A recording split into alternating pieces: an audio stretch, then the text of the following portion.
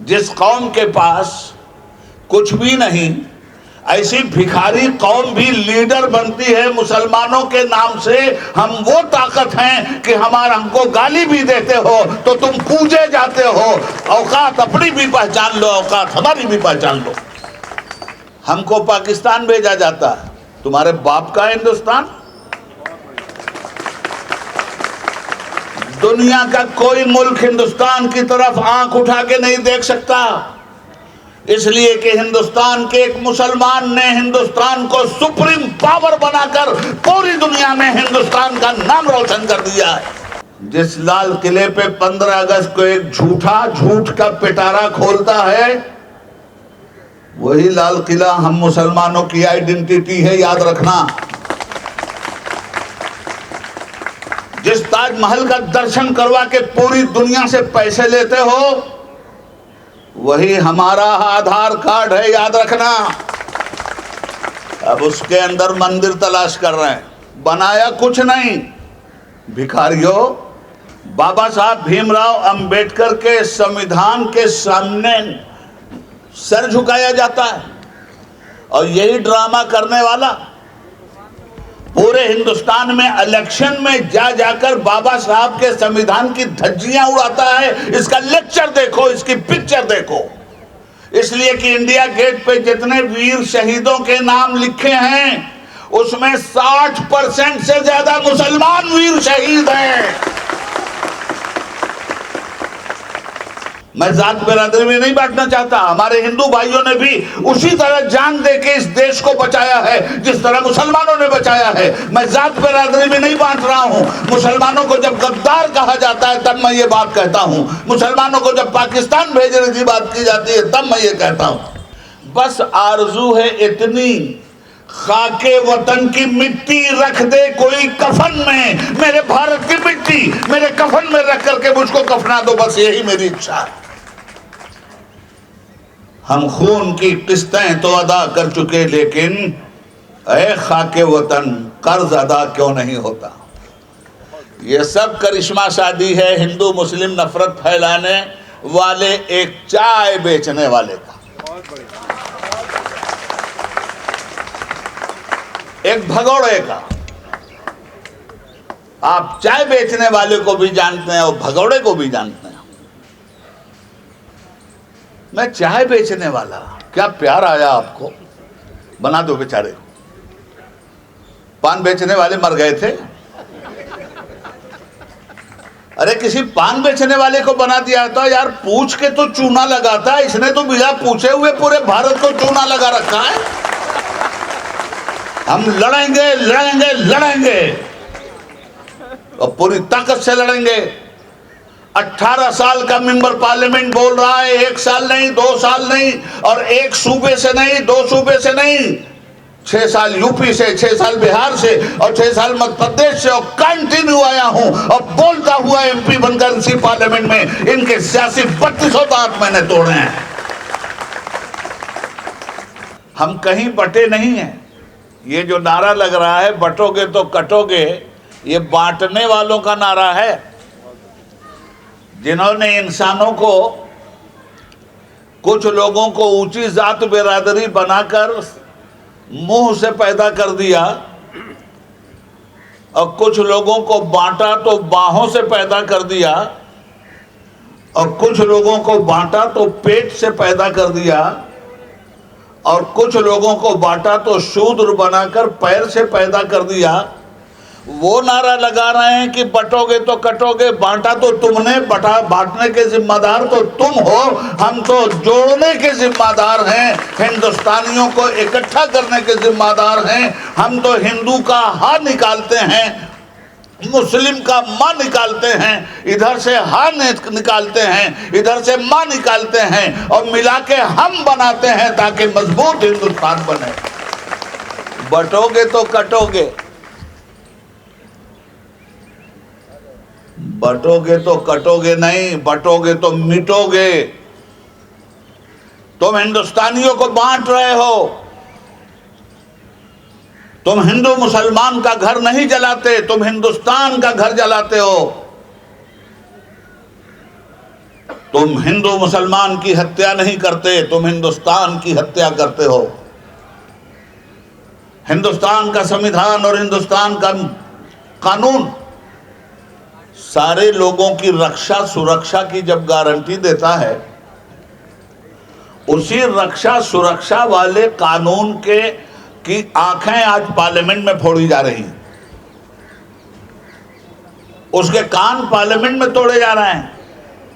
सही कहा था शफी साहब ने, पार्लियामेंट में जो लोग बैठे हैं उनमें ज्यादातर तादाद 10 नंबरियों की है। इस मुल्क में आज लीडर बनने की पहचान फिरका परस्त पार्टी ने यह बना दिया कि कोई छिछोरा आके टीवी पर मुसलमानों को गाली दे दे और रातों रात लीडर बन जाए। हाय हाय हाय, जिस कौम के पास कुछ भी नहीं, ऐसी भिखारी कौम भी लीडर बनती है मुसलमानों के नाम से। हम वो ताकत हैं कि हमको गाली भी देते हो तो तुम पूजे जाते हो। औकात अपनी भी पहचान लो, औकात हमारी भी पहचान लो। हिंद को नाज है जिस पे वो निशानी हम हैं, ताज और लाल किला के यहाँ बानी हम हैं। हमारी आइडेंटिटी पूछी जाती है, हमको पाकिस्तान भेजा जाता है, तुम्हारे बाप का हिंदुस्तान। दुनिया का कोई मुल्क हिंदुस्तान की तरफ आंख उठा के नहीं देख सकता, इसलिए कि हिंदुस्तान के एक मुसलमान ने हिंदुस्तान को सुप्रीम पावर बनाकर पूरी दुनिया में हिंदुस्तान का नाम रोशन कर दिया है।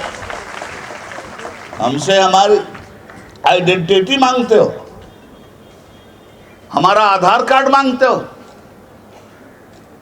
जिस लाल किले पे 15 अगस्त को एक झूठ का पिटारा खोलता है, वही लाल किला हम मुसलमानों की आइडेंटिटी है, याद रखना। जिस ताजमहल का दर्शन करवा के पूरी दुनिया से पैसे लेते हो, वही हमारा आधार कार्ड है, याद रखना। अब उसके अंदर मंदिर तलाश कर रहे हैं, बनाया कुछ नहीं। भिखारियों, खुदा की शान वो नादान समझें बेजुबान हमको कि जिन पर रहम खाकर मुफ्त में बख्शी जुबान हमने। आओ कभी डिबेट करो कायदे से। हम जानते हैं कि जालिम जाहिल होता है, जालिम कानून की जुबान नहीं समझता, जालिम के सामने कानून की कोई हैसियत नहीं होती। पार्लियामेंट के दरवाजे पे मत्था टेका जाता है। बाबा साहब भीमराव अंबेडकर के संविधान के सामने सर झुकाया जाता है, और यही ड्रामा करने वाला पूरे हिंदुस्तान में इलेक्शन में जा जाकर बाबा साहब के संविधान की धज्जियां उड़ाता है। इसका लेक्चर देखो, इसकी पिक्चर देखो। जिस संविधान का शपथ ग्रहण पार्लियामेंट में हो रहा है, उसी संविधान को अपनी बोली से कुचला जा रहा है पूरे हिंदुस्तान में। हालात जब इस तरह के मुल्क के हो गए हैं, तो मुल्क में एक इनकलाब की जरूरत है। पार्लियामेंट करप्टेड लोगों से भर गई है। मुल्क पे सत्ताधारी हुकूमत इंसानियत का खून पसीने की तरफ बहाने के लिए दरिंदों को खुली हुई छूट दे के बैठी है, और पुलिस का इस्तेमाल देश की जनता की हिफाजत के लिए नहीं हो रहा है। पुलिस का इस्तेमाल एक दरिंदे और भेड़िए की तरह किया जा रहा है। पुलिस का काम इलाके में अमनो अमान कायम करना है, इलाके के अमनो अमान की धज्जियां उड़ाना नहीं है। मैं किसी इलाके का नाम नहीं लेता। जिस मस्जिद के अंदर मंदिर तलाश किया जा रहा, करो तलाश। अब तलाश जब यहीं से शुरू हुई है, हम 1200 साल से हैं यहाँ, और गंगा जमुनी तहजीब को फरोग देकर आए हैं। यहाँ 1200 साल से हमने इस मुल्क को क्या दिया और किस तरह खड़ा किया।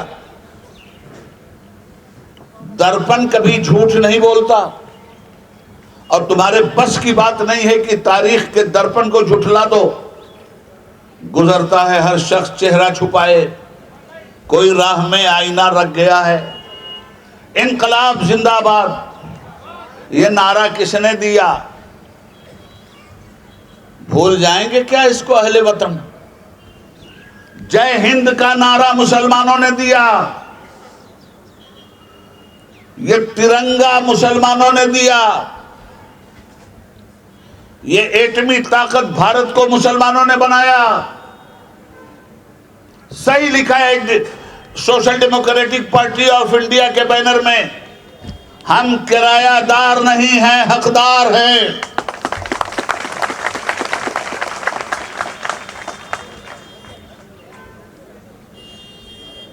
मुसलमानों को कहां कहां तलाश करोगे, क्या क्या तोड़ोगे? सबसे पहले जाकर के अब वही इतना ही बाकी रह गया कि इंडिया गेट तोड़ दो। इसलिए कि इंडिया गेट पे जितने वीर शहीदों के नाम लिखे हैं उसमें 60% से ज्यादा मुसलमान वीर शहीद हैं।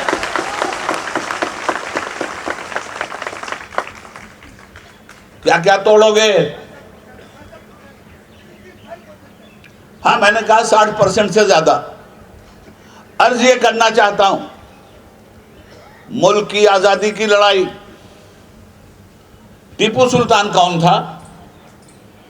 मैं जात बिरादरी में नहीं बांटना चाहता। हमारे हिंदू भाइयों ने भी उसी तरह जान दे के इस देश को बचाया है जिस तरह मुसलमानों ने बचाया है। मैं जात बिरादरी में नहीं बांट रहा हूं। मुसलमानों को जब गद्दार कहा जाता है तब मैं ये बात कहता हूं, मुसलमानों को जब पाकिस्तान भेजने की बात की जाती है तब मैं ये कहता हूं। हमारे हिंदू भाइयों ने कब कुर्बानी नहीं दी है, बेपनाह कुर्बानियां हैं उनकी, उनको भी सलाम। मगर उन्होंने तो कभी हिंदू मुस्लिम बंटवारा नहीं किया था। अशफाकुल्ला खान ने और राम प्रसाद बिस्मिल ने तो कभी हिंदू मुस्लिम बंटवारा नहीं किया था। राम प्रसाद बिस्मिल हिंदुस्तान की आज़ादी के लिए गोरखपुर की जेल से फांसी पे लटक रहे हैं और शेर पढ़ रहे हैं बिस्मिल का। एक बात और ज़हन में रख लीजिए, सरफरोशी की तमन्ना अब हमारे दिल में है, देखना है जोर कितना बाजुए कातिल में है। पढ़ते हैं ना लोग। ये शेर पढ़ा था पंडित राम प्रसाद बिस्मिल ने गोरखपुर में जब अंग्रेज उन्हें फांसी पे लटका रहे थे।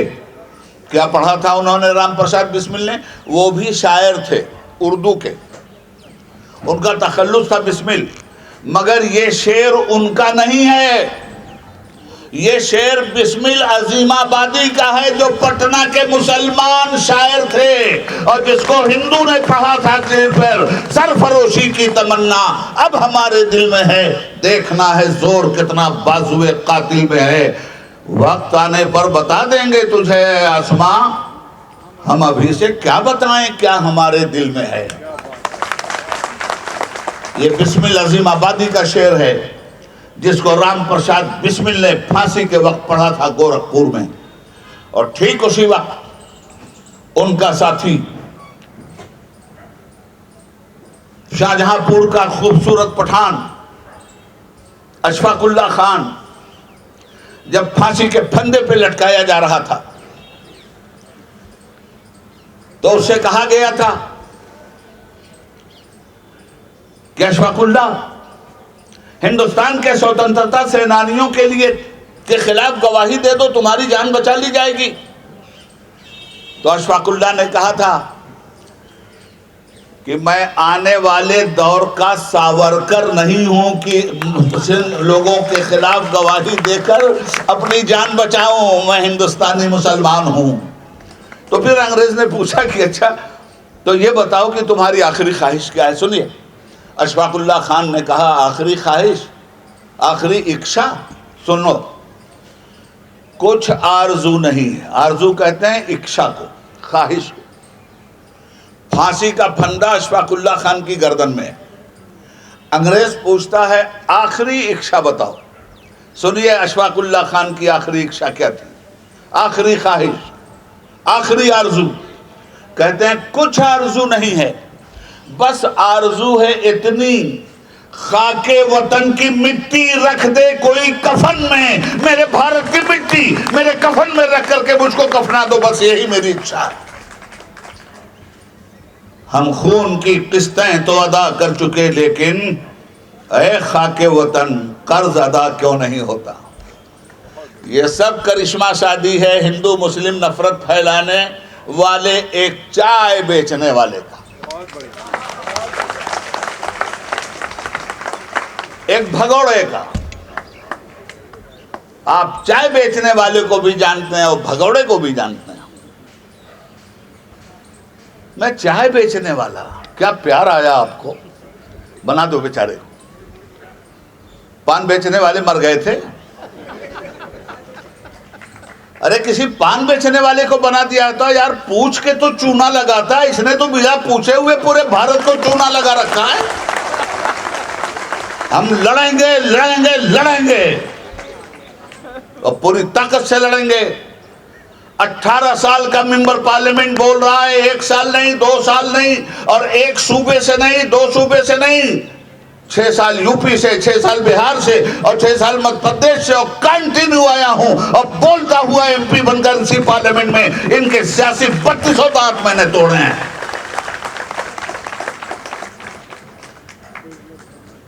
क्या क्या ना उम्मीदें थी तेरे अहद से हमको, क्या क्या न तेरे अहद में हम देख रहे हैं। उस दौर का इब्लीस तो खुददार था, लेकिन इस दौर के शैतान को हम देख रहे हैं।